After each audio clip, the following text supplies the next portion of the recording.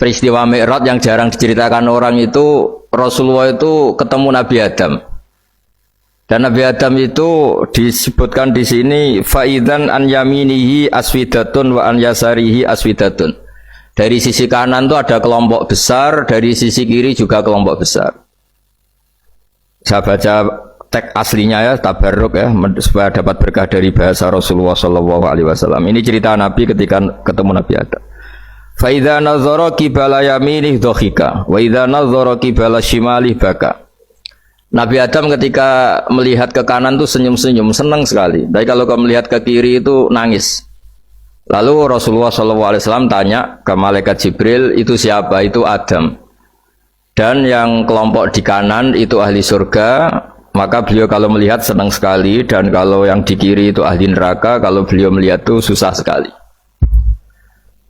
Artinya apa? Betapa susahnya jadi Nabi Adam itu. Jadi kalau misalnya ada koruptor ketangkep gitu ya, yang nangkep ya cucunya, yang ditangkep juga cucunya.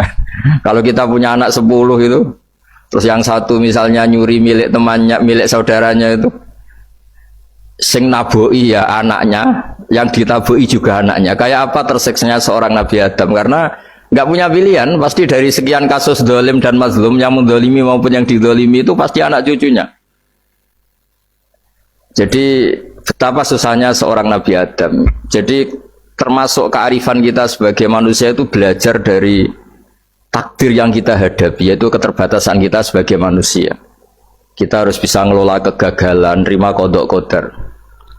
Makanya kata Mbah Mun, abahnya Gus Hasin itu sering cerita ke saya, iman itu paling dhuwur itu iman qadha qadar, khairihi wa syarrihi minallah. Kita harus punya kesiapan iman khairihi wa syarrihi minallah.